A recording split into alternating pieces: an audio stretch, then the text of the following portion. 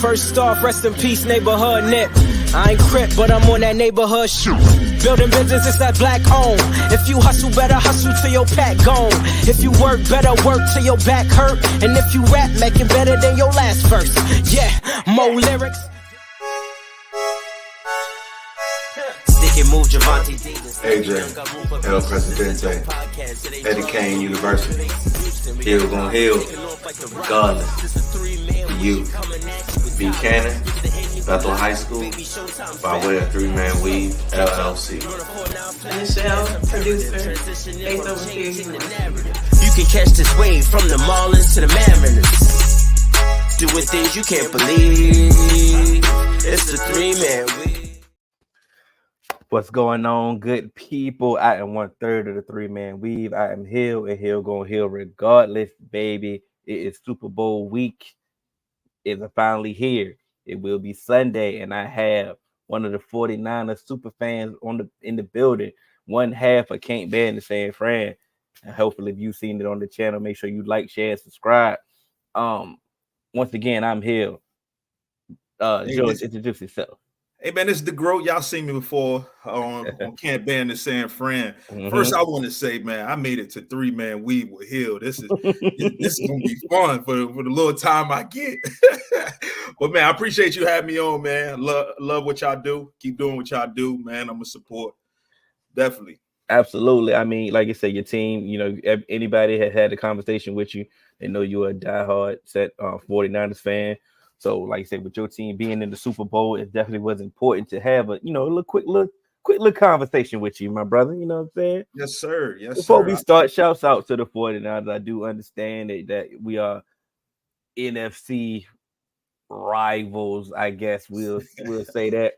But I want to give y'all flowers and say congrats on, being one of the preseason favorites and actually, making this thing into fruition. So, like, man, shouts out to all the 49er fans, and shouts out to the 49ers for making it to the big dance, man.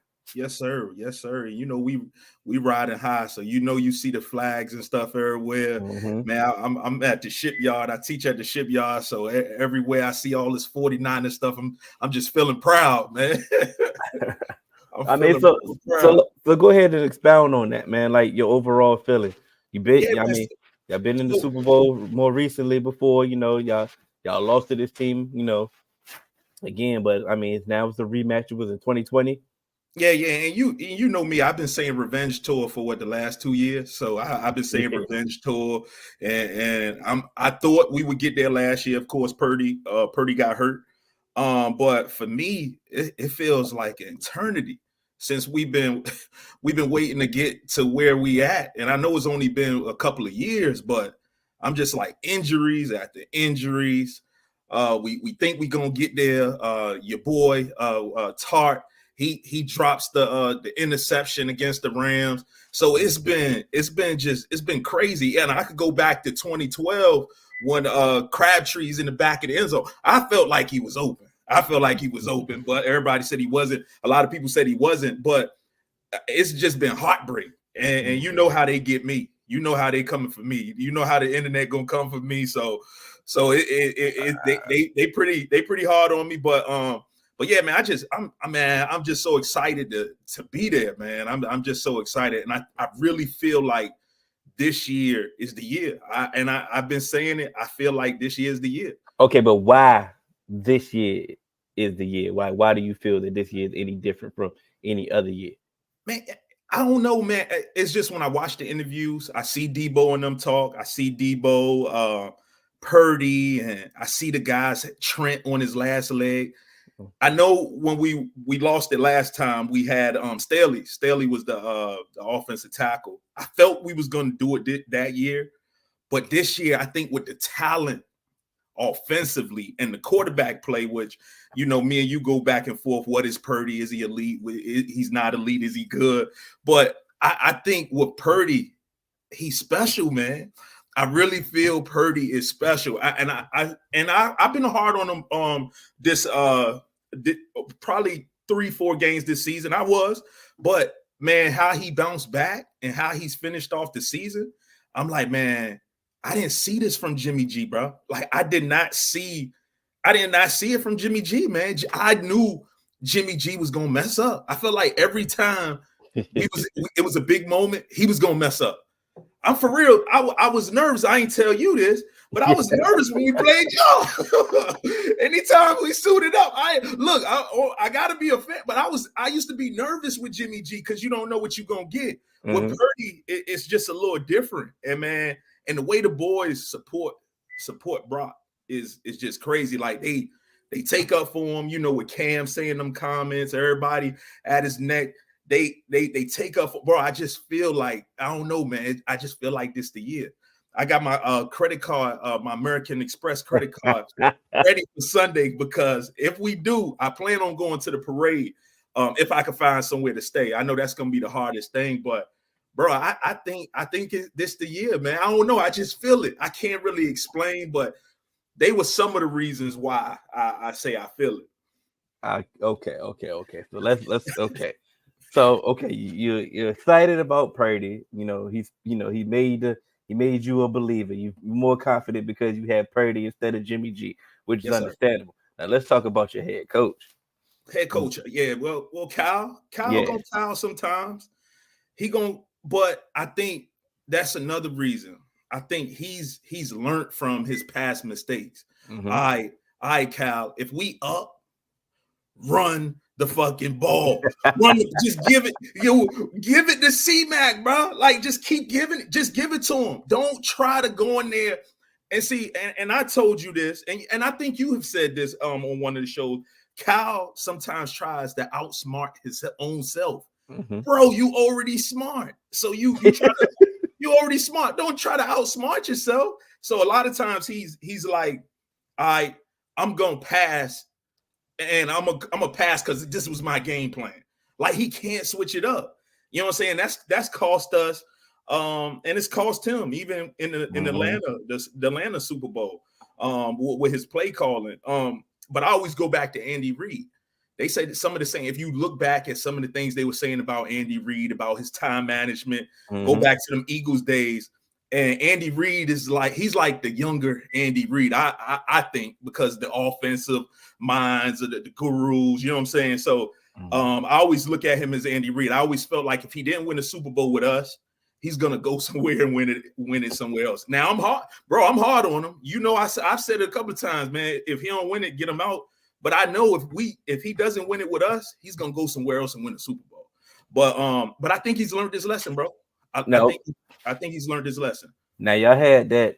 He had that 0-30 losing record when down in the fourth quarter, right? Yes, now, sir. He had 2 wins. He got 2 wins after that now. So do you think that he's got those demons out of his system now and can get the job done in the big game? Yeah, I do. I think he is. I think Kyle has been laser focused. I don't know if you watch us play much, but he, even on the sidelines, he's like, yo, he into them boys like, look, like he coaching them up, he coaching Purdy up. Purdy make a mistake. I like to see it. You know what I'm saying? I like to see it. Like, Purdy, come on now. You know what I'm saying? This dude was open. He's pointing it out. So yeah, man, I think Kyle has learned, man. I think Kyle finally gets his ring this year, his first one, bro. I think he gets it. Now let's go to your other coach, the defensive coordinator. Now you nicknamed him Sideline Steve. Sideline is, and I said this on the show, right? They expect Sideline to be a rah-rah guy like D'Amico. That's not him. That's not him. If you're looking for him to motivate folks, you're not gonna get that from him. He's gonna sit there and he's gonna, you know what I'm saying? That's why he was up in the booth. He's not that coach that's gonna motivate. I don't think, like I was telling Reef, I don't think it's on Steve this year, the way the defense played. It's the motivation for them boys up. Bro, we got the talent. You know what I'm saying? We got the talent. He calling the plays. Maybe he could have went man earlier last game, maybe. But bro, you watched the game. Our D line was Yeah, again, non-existent, bro. Like it was non-existent. So it's just like you can't look for the coach for motivation. Now, when I had coaches, when I played ball, when I had coaches that motivated, yeah, it was good. But every coach I played for from AAU until I went to college, they didn't motivate. You know what I'm saying? Everybody ain't gonna motivate you. Some dudes just go out there and coach. So I think with Sideline Steve, Sideline just gonna coach. He's just gonna coach. That's it. now, do you have the confidence in him to make the in-game adjustments if, let's say, Andy and Pat just come out hot like they did against the Ravens? You know, they came up immediately with a quick 14, ended up getting to 17 and a half, and they came out with an amazing, like they couldn't be stopped. Do you think that Sideline Steve has it in him to make those in-game adjustments to get the stops necessary? I do. I think he did the last game. I felt like going man, but I think he learned from last game. If we got to go man early, if Pat come out hot and him and Kelsey eating up the zone that we run, go ahead and go man. I think we look great in man. You watched the game. I think we should start out in it. I don't think we will, but we look great in the man. And we was able, Warner and Dre was able to get where they needed to go. We started stopping the run. But yeah, man, I think Steve could do it. And I think the players are going to come out motivated because it's the Super Bowl. So he don't have to worry about being the D'Amico Ryans in the huddle. You seen D'Amico. He's in the huddle. He's doing the same thing in Houston. That's how he coaches. And even with Salah with the Jets, they are they rah guys, bro. So I think in the beginning we were so used to that from our D coordinator, but he ain't gonna have to do that this game. This the Super Bowl. If you ain't fucking motivated, and I'm going with Reed, if you're not motivated for the Super Bowl, Chase, bro, I was big on Chase. You know I was happy. I was sending you inboxes, but if Chase don't play, he got to come out, bro. This is the Super Bowl. Chase, you can't be jogging. And that's what we was known for. We was known for the swarming defense. Bro, really, if you really look at these games, our offense got us our offense got us there. And that's why I go back to Jimmy G. Jimmy G couldn't carry us like Purdy when you talk about game manager and game changes.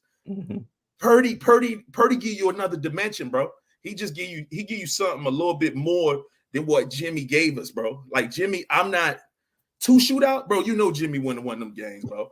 He ain't winning them games, bro. He not. Bro, you know that, bro. I was never sold on Jimmy. So yeah, bro. Get me the line on here. But all right, man. Before I get you up out of here, man, I just want to hear from your perspective, your 49ers biased views. What's the keys to victory? I'm gonna say the keys to victory. Defense got to come to play. Defense got to come to play. Ambry Thomas. Ambry's gonna be. He got to play. You got to play big, Ambry. You know what I'm saying? He struggled. He's struggling again. I don't know if he lost his confidence again, but he had times in the season where he played well. But I think Ambry Thomas is gonna have to play his side, play it tough, because Mooney has developed into a lockdown guy. They really ain't gonna pick on him too much. It's gonna be Ambry. So I think Ambry Thomas, the defensive line has to play well, and I think the offense is they gonna do what they got to do. So I think run the ball. That's the Chiefs' weakness. I don't want to come out there trying to throw it. Kyle, come out there, go at their weaknesses, which I think Kyle is gonna do this time. So just control the line on both ends.